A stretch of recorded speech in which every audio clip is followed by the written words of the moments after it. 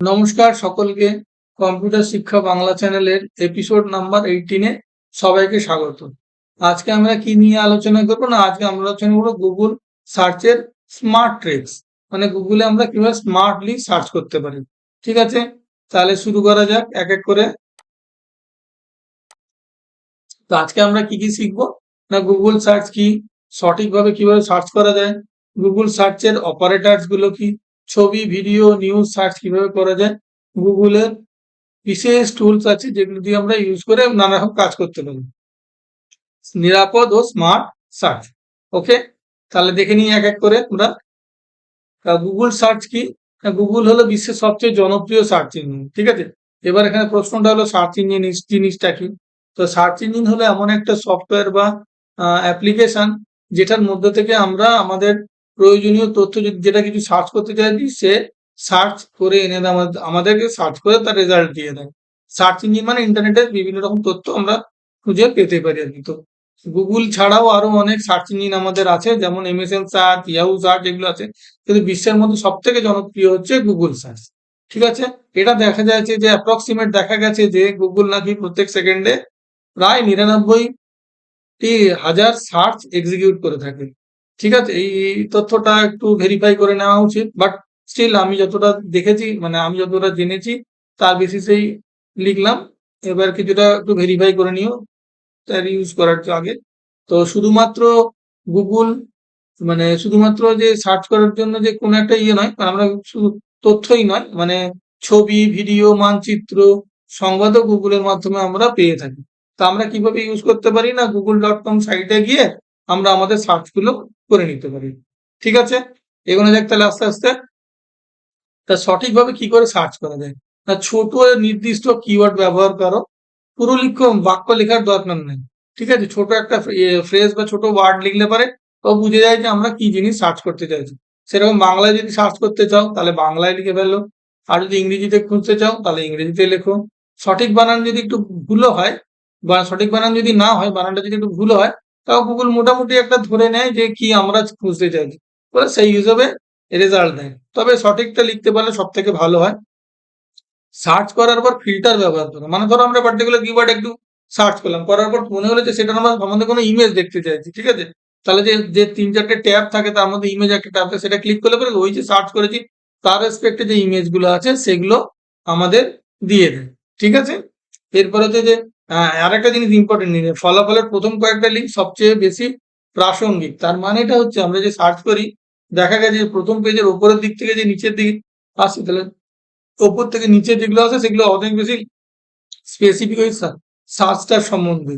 তবে কোনো ডেটা যে সঠিক কিনা সেটা জানতে গেলে তোমাদের বেশ কয়েকটা লিঙ্কে চেক করে দেখতে হবে যে যে রেজাল্টটা দিয়েছে সেটা কতটা ঠিক, সেটার সম্বন্ধে একটা আইডিয়া করার জন্য। ঠিক আছে, তাহলে হচ্ছে এবার হচ্ছে গুগল সার্চ অপারেটরস। ঠিক আছে, তো গুগল সার্চ অপারেটর যদি আমরা যখন এক্সাক্ট ফ্রেজ, মানে সঠিক যে উত্তরটা ধ্রুবও যদি সেই মতো ও খুঁজে বার করে।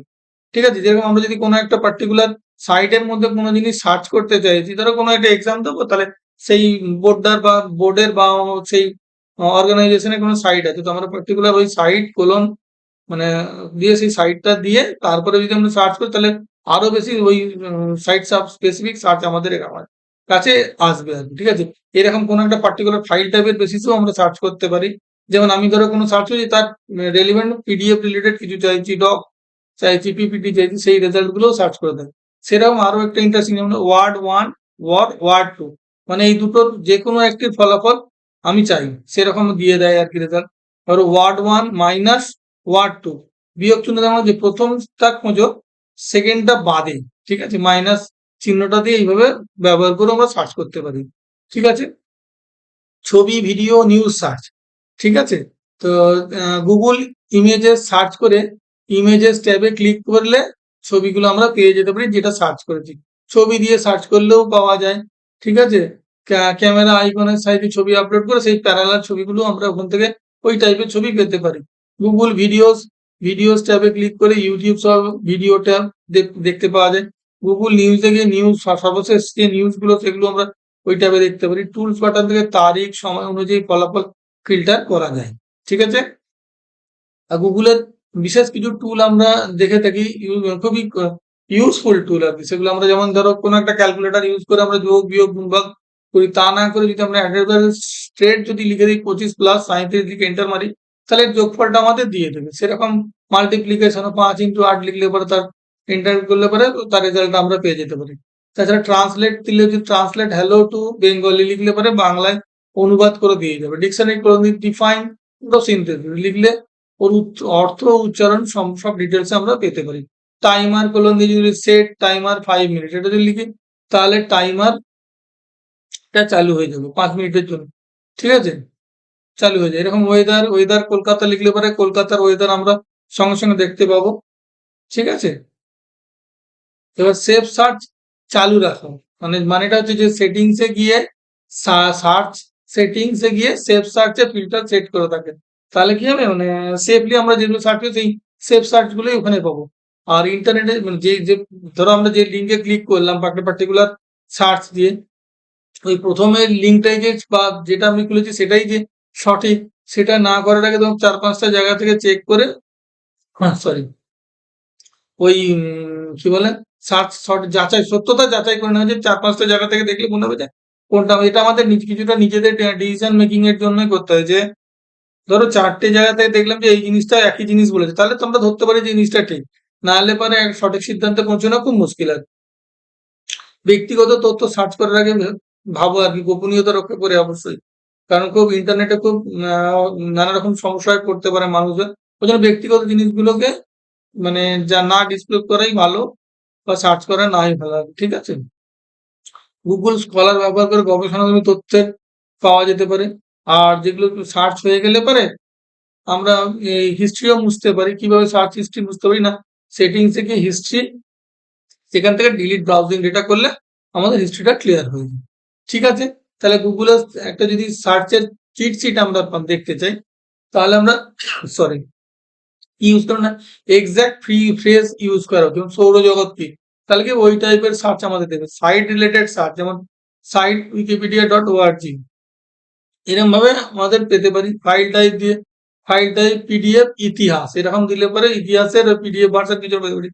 অর যেমন কুকুর বা অর বিড়াল, এরকম দিলে পরে যে কোনো দুটোর মধ্যে নেবে। Minus part Apple minus fruit, fruit বাদ দিয়ে অ্যাপেল সার্চ করবে ও। ঠিক আছে, ক্যালকুলেটর, ক্যালকুলেটর ডাইরেক্ট যেটা আমি বললাম এতে লিখে দিতে পারি আর কি। সেরকম 25+4+10 এই ক্যালকুলেশন গুলো করে দেবে। ক্যাট টু বেঙ্গলিও বাংলায় অনুবাদ করে দিয়ে দেবে। ডিফাইন ফটোসিনথেসিস বললে তার সম্বন্ধে ডিটেলস আমাদের দিয়ে দেবে। ওয়েদার কলকাতা বললে কলকাতার বর্তমান ওয়েদার দেখিয়ে দেবে। ঠিক আছে, তাহলে আজকে আমরা কি কি শিখলাম না, গুগল সার্চ কি, সঠিকভাবে সার্চ করা, গুগল সার্চ অপারেটর, ছবি ভিডিও নিউজ সার্চ করা, গুগলের বিশেষ টুল, আর নিরাপদ স্মার্ট সার্চ। আশা করি তোমাদের একটা মোটামুটি আইডিয়া হয়েছে যে কিভাবে আমরা গুগলে সার্চ করতে পারি।